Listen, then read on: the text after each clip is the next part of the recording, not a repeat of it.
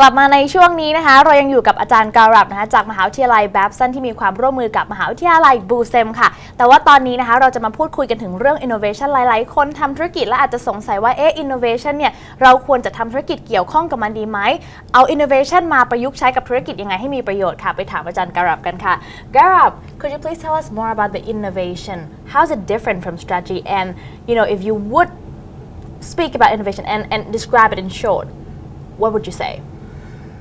At a very simple level, innovation is just doing something new, right? And it could be that it's new to your company, right, but not new to the world, or it could be new to the world. So a lot of innovation that companies engage in is usually taking an idea from others and implementing it within their organization. So it's new to them, but not new to the world. But occasionally, you also have innovations that are completely new to the world.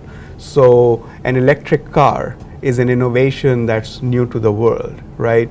But if you look at regular cars and you come up with a new model, maybe it has a new design, perhaps it's not as much of an innovation. So there are degrees of innovation, and but it's all about doing something new. So those two things that are worth keeping in mind. It's a matter of degrees and whether it's new to you or not and new to the world or not. Something new always comes with a risk. Yeah. So how do you really manage innovation, to keep it in the right direction? Yeah. That's absolutely right. Innovation comes with risk. So there are different approaches. Some companies will be the second movers, not the first movers. Right. So what they say is we let someone else launch a product or a service that's totally new. We'll let them make the mistakes. We will learn from them, and then we will come in and do it even better. So it turns out that if you look at the history of innovation, it turns out a lot of companies, especially startups, in the technology space especially, very often when they do something completely new, but then someone else comes along, copies what they're doing, and then maybe makes it even better. Right. And the second mover can sometimes do a better job. So it varies. There's no fixed rule. So that's one approach that works in many cases. Everyone uses Facebook, right? But Facebook is not the first social media company. Correct. It used to be MySpace, there used to be Friendster, and now you have Facebook, right? And so you see that happening in many industries. But there are some industries where being first can be a big advantage because maybe you have a patent that like protects good credits, you. right? Yeah, so there are advantages to doing that. And so, but the way you manage risk is in two ways. One, you try to learn from others, especially if you are taking an idea from another industry and bringing it to your industry. A lot of innovation is really just taking an idea from one place and bringing it to your business or to your industry. So there, the risk is relatively less because you can learn from others, right? But the risk is higher if it's completely brand new.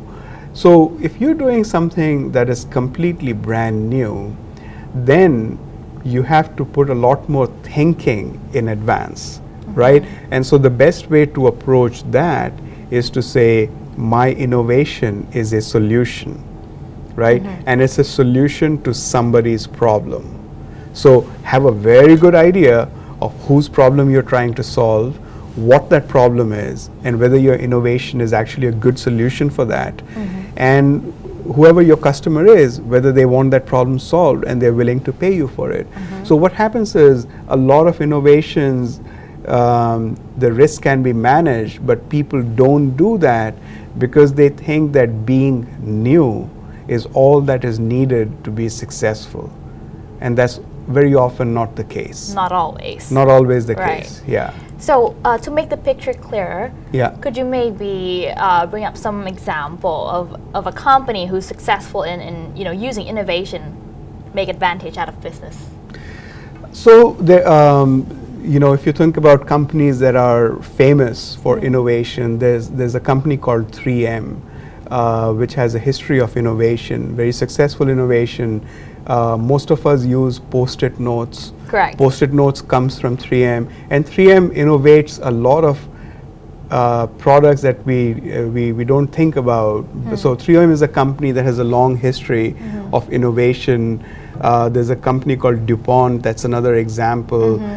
Companies in the pharmaceutical biotechnology business, they innovate all the time because that's the nature of that business.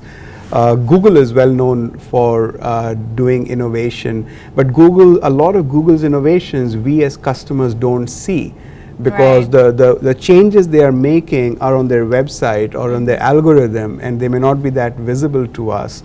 So there are several examples of companies that have done well in terms of innovation, and there are also examples of companies that have failed. I don't know if you have come across this thing called Segway. Segway. Yeah. So Segway is this. It has two wheels, and you stand on it, and the idea is that you'll never fall off.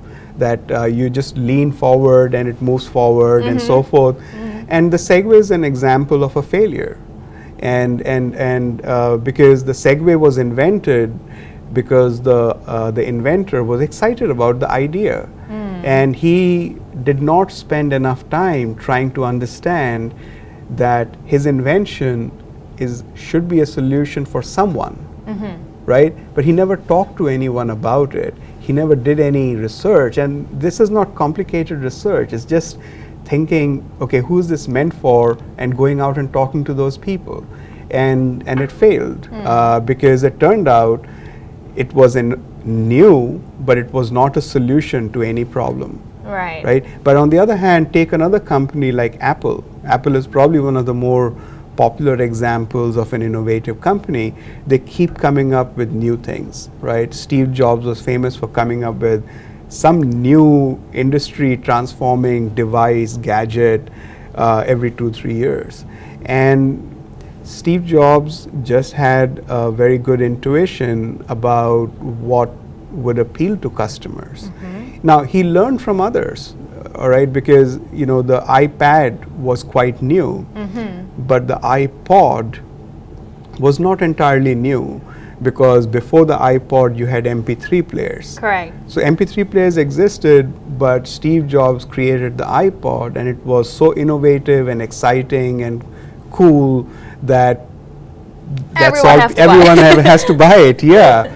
And so it's those are some examples. So it is possible to be innovative on a fairly consistent basis. Now, all of these companies have their share of failures. So it doesn't mean that Apple never had a failure, Steve Jobs never had a failure. He did, and every company has that. So it's just that you want to increase your successes and reduce your failures. Right, but in that process, it's not easy for entrepreneur. It might be easier for a company, because you have a lot of money to spend on innovation and the process along. Yeah. But entrepreneur, right. You don't have that much of a money. Right. How do you really get into innovation process? How do you really find that point where this is the right thing, this is the right path that I'm gonna go in this direction? So it depends a great deal on what kind of industry you are in. So there are some industries where you can create a business without too much capital. So for example, anything related to software doesn't require a lot of investment and capital. If you are creating an app for a smartphone, it doesn't require a lot of investment. So it depends on the business that you are in. Because if you are in some industries like biotechnology, and you're an entrepreneur, there is no way you can create something without raising a lot of funds, right? So if you're in the software business and the application business, you can create something on your own time, try it out, see how the market responds, and then maybe raise funds after that. But there are other businesses that are capital intensive. that have physical things, right? So you need physical assets. So those require a lot of money. And so you have to think in advance. And really the only way to succeed, in my view, is careful thinking, data collection, and really knowing who your customer is and what problem you're solving. Because once you know what problem you're solving, you can judge whether your innovation solves that problem or not. So I am a big advocate of taking a problem-solving approach to everything in business, whether it's strategy or innovation. That we should all be problem solvers. So if it solves something, that it would be wowing the customers. Yeah, yeah. Well, it's easier said, but actually being an entrepreneur, like a lot of people in a young age just graduated from college. Many of them went onto like Kickstarter website or some just new website, social media, to promote their products or businesses, and they have a chance of coming up with their own business. How do you think that is working for this generation with their innovation, new ideas, and all, and using social media helping them out?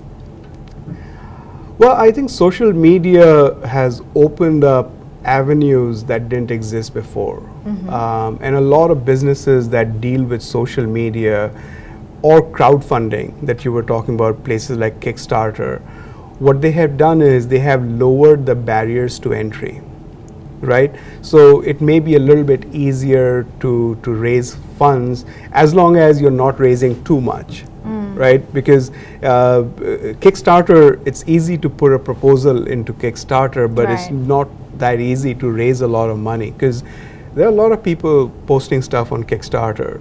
And social media also can sometimes allow you to start a business. But there are limits there, because I think because the entry barriers are low, you are not the only one trying to do that. There are 500 other people trying to do something very similar, right? And so the challenge then becomes, why should your customer then buy anything from you? And it has to be because you are doing something meaningful that they really care about. And if they don't, and they have to be, the market has to be big enough to support that. So I think it means looking at the world not from your perspective, but from the perspective of people for whom you are creating something. Just like strategy. Just like strategy, yeah. Strategy, innovation, they're all very similar. They all need that kind of an approach. So two things, innovation and strategy. Some people might think of it as almost, it's almost the same. Yeah. What's the little difference that they have? So, they're related. They're definitely related. So innovation, so for example, let me, one decision that an entrepreneur or a CEO makes as part of strategy is to say, what business should I be in? You're trying to grow your business. Maybe you want to enter a new business. Correct. Right? So that's a strategic decision. What business should I be in? Now, once you have decided you're going to enter a new business, then innovation comes in. So now you have to create something that is new. Because if you are entering a new business, that means there are probably several companies in that space already.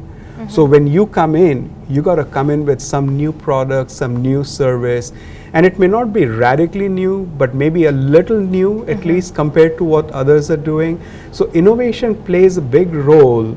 Once you decide in strategy what business you want to be in, innovation plays a big role in the product or service that you create, in the way in which you distinguish yourself from your competitors.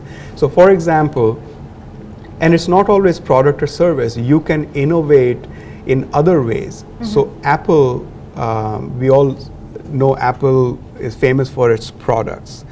But many years ago, Apple created Apple stores, right? Now, what happened was everyone was surprised by that because at that point in time, if you wanted to buy a computer, at least I'm going to use the example of the United States because I'm more familiar with it. Sure. If you wanted to buy a computer, a laptop, or a desktop, you would go to a store that sold computers and office stuff.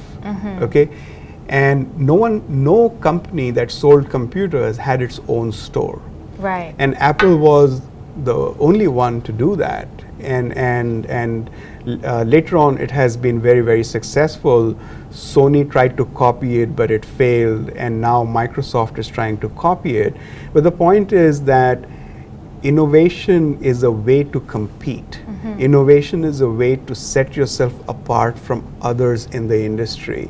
And you can do it through product and service, but you could also do it by other means, the way you distribute something. Amazon came and redefined the book business because it changed the channel through which you buy books. Right. Right? So when we think about innovation, one of the things we should try to do is to go beyond product and service. And sometimes what you innovate, your customers may not even see. It may be something that has to do with the way you run your organization, right? Maybe the way in which you reward people. That may be new and different and unusual. Maybe innovation has to do with manufacturing, and that allows you to create a high quality product with low cost, little waste. Your customers don't see that, right?